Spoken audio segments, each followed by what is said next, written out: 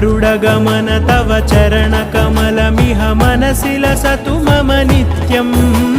मनसि लसतु मम नित्यं मम तापमपाकुरु देव